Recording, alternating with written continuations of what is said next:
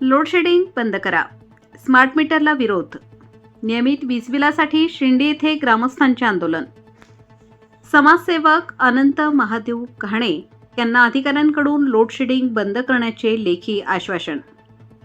अकोले तालुक्यातील वारंगुशी, बारी, पेडछेद, रतनवाडी, वाकी, मुदखेल, शेंडी, कोलटेंबे तसेच परिसरातील गावांमध्ये सुरू असलेले लोडशेडिंग कायमस्वरूपी बंद करावे. स्मार्ट मीटर बसवण्यास विरोध असून साधे मीटर बसवावेत आणि ग्राहकांना दर महिन्याला वेळेत वीज बिल द्यावे. या मागण्यांसाठी दिनांक 21 ऑगस्ट रोजी महावितरणच्या शेंडी कार्यालयावर शेतकरी व ग्रामस्थांनी शांततेत आंदोलन केले. माननीय आमदार वैभवभाऊ पिचड यांच्या मार्गदर्शनाखाली सामाजिक कार्यकर्ते अनंत घाणे, तुकाराम खाडे, अमृता झडे, पांढरे पाटील, पंढरी खाडगीर, योगेश खाडे आदी ग्रामस्थांनी यापूर्वी दिनांक 19 ऑगस्ट रोजी महावितरण शेंडी कार्यालयात निवेदन देऊन लोडशेडिंग बंद करण्याची मागणी केली होती. लोडशेडिंग बंद न झाल्यास दिनांक 21 ऑगस्ट रोजी आंदोलन करण्याचा इशाराही देण्यात आला होता. दरम्यान महावितरणचे दिनांक 20 ऑगस्ट रोजीचे पत्र ग्रामस्थांना प्राप्त झाले. त्यामध्ये तांत्रिक अडचणींचा उल्लेख करत दिनांक 21 ऑगस्टपर्यंत लोडशेडिंग बंद करण्याबाबत कार्यवाही केली जाईल असे कळवण्यात आले होते. मात्र प्रत्यक्ष परिस्थितीबाबत समाधान न झाल्याने ग्रामस्थांनी आंदोलनाचा निर्णय कायम ठेवला. घोषणाबाजी करत आंदोलक महावितरण कार्यालयावर धडकले. चौकातून घोषणाबाजी करत निघालेले शेतकरी व ग्रामस्थ महावितरण कार्यालय शेंडी येथे दाखल झाले. यावेळी शांततेच्या मार्गाने आपल्या मागण्या मांडत ग्रामस्थांनी महावितरणच्या अधिकाऱ्यांसमोर समस्या मांडल्या. रात्री 6 ते 9 या वेळेत वीज बंद असल्याने भातशेतीची कामे, जनावरांची देखभाल, दूध काढणे, घरातील स्वयंपाक आणि इतर दैनंदिन कामांमध्ये मोठ्या अडचणी निर्माण होत आहेत, अशी व्यथा ग्रामस्थांनी व्यक्त केली. महिला, विद्यार्थी आणि आश्रमशाळेतील विद्यार्थ्यांचे हाल. लोडशेडिंगमुळे घरातील माता भगिनींना अंधारात मुलांची देखभाल आणि स्वयंपाक करावा लागत असून विद्यार्थ्यांच्या अभ्यासाचे मोठे नुकसान होत असल्याचे ग्रामस्थांनी सांगितले. आश्रमशाळेतील निवासी विद्यार्थ्यांनाही रात्रीच्या वेळी मोठ्या अडचणींना सामोरे जावे लागत असल्याची बाब आंदोलनकर्त्यांनी अधिकाऱ्यांच्या निदर्शनास आणून दिली. पावसाळ्यात अंधाराच्या वेळी सर्पदंशाचा धोका वाढतो. तसेच परिसरात बिबट्या व इतर वन्य प्राण्यांचा वावर असल्याने मनुष्यवस्तीच्या सुरक्षिततेचाही प्रश्न निर्माण होत असल्याचे ग्रामस्थांनी सांगितले. रतनवाडी, घारघर, देवगाव फिडर सुरू ठेवण्याची मागणी. लोडशेडिंग कायमस्वरूपी बंद करावे. तसेच रतनवाडी, घारघर, देवगाव फिडर नियमित आणि कायमस्वरूपी सुरू ठेवावेत अशी ठाम मागणी आंदोलनकर्त्यांनी केली. 3 ते 4 महिन्यांची बिले एकत्र. ग्राहकांना आर्थिक भुर्दंड. वीज ग्राहकांना नियमितपणे बिल मिळत नसल्याने अनेक वेळा 3 ते 4 महिन्यांची बिले एकत्रित येत आहेत. त्यामुळे ग्राहकांवर एकाच वेळी मोठ्या रकमेचा आर्थिक भुर्दंड पडत असून दर महिन्याला वीज बिल वेळेत मिळावे अशी मागणी करण्यात आली. यावेळी स्मार्ट मीटर बसवण्यास ग्रामस्थांनी स्पष्ट विरोध दर्शवून साधे मीटर बसवावेत अशी मागणी केली. अधिकाऱ्यांचे लेखी आश्वासन. आंदोलनावेळी महावितरणचे उपअभियंता विठ्ठल सोनवणे साहेब, सहाय्यक अभियंता सचिन बेंडकुळे साहेब, दत्तू भोईर यांनी आंदोलकांशी चर्चा केली. अधिकाऱ्यांनी लेखी स्वरूपात उत्तर देताना यापुढे लोडशेडिंग होणार नाही. काही ठिकाणी फीडर सुरू करण्याचे काम सुरू असून पुढील काळात लोडशेडिंग होऊ नये यासाठी प्रत्येक ठिकाणी आवश्यक कार्यवाही केली जात आहे अशी माहिती दिली.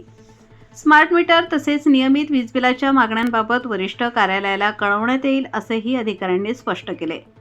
शांततेत आंदोलन. यावेळी नरहरी दे, अनंत घाणे, तुकाराम खाडे, बाजीराव सगभोर, संतोष सोडनर, सरपंच फसाबाई बांडे, सरपंच सोमनाथ पद्मेरे, लक्ष्मण पद्मेरे, अशोक भांगरे, केशव वळे, मच्छिंद्र खाडे, हिरामण खाडे, राजू मधे, राजू भवारी आदींनी आपल्या भावना व्यक्त केल्या.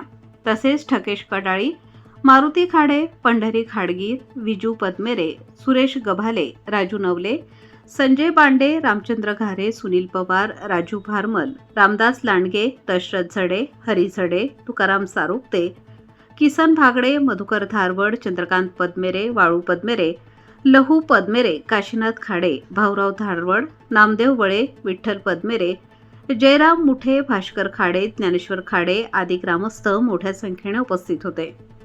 पोलीस निरीक्षक किशोर पवार साहेब यांच्या नेतृत्वाखाली विजय काळे साहेब यांच्या पथकाने आंदोलनस्थळी सहकार्य केले. महावितरणच्या अधिकाऱ्यांनी मागण्यांबाबत सकारात्मक भूमिका घेत लेखी आश्वासन दिल्यानंतर खेळीमेळीच्या वातावरणात आंदोलन शांततेत पार पडले. गावांची लाईट ट्रिप होती. आता आपल्याला इथून पुढे 3 फेजची गरज आहे लाईटीची, कारण आता पावसाळा संपत येणार आहे. पावसाळा संपत जर आल्यानंतर आपल्याला 3 फेजची लाईटची अत्यंत मोठी गरज आहे.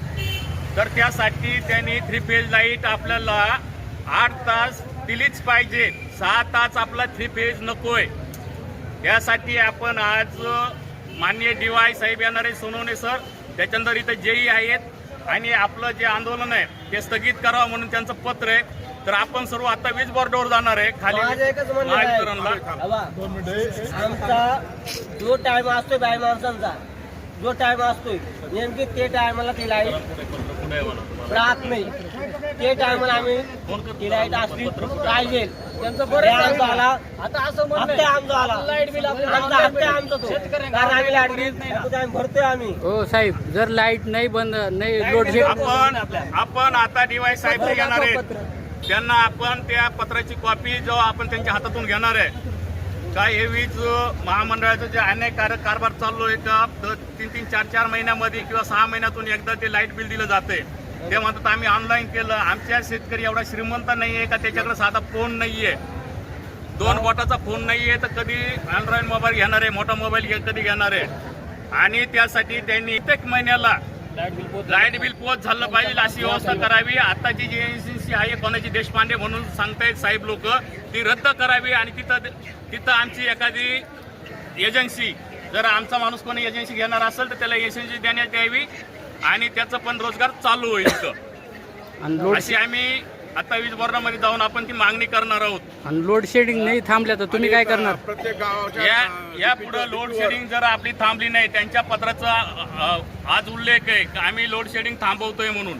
जर लोड शेडिंग थांबवली गेली नाही तर उद्या मोठं याच्यापेक्षा तीव्र आंदोलन, आक्रोश आंदोलन तिथं करण्यात येणार आहे. आणि ते आंदोलन करत असताना जे काही त्यांचे नुकसान होणार आहे किंवा कोणाची जाणून बुजून नुकसान होणार आहे, ही सर्व जबाबदारी महावितरण प्रशासनाची राहील. तरी त्यांनी यापुढं आम्ही आज शांततेच्या पद्धतीने आंदोलन करतोय, तुमचं निवेदन स्वीकारतोय. पण इथून पुढं जर अशीच परिस्थिती राहिली तर ह्या परिस्थितीला तोंड देण्याचं काम महावितरणचं राहील, सरकारचं राहील.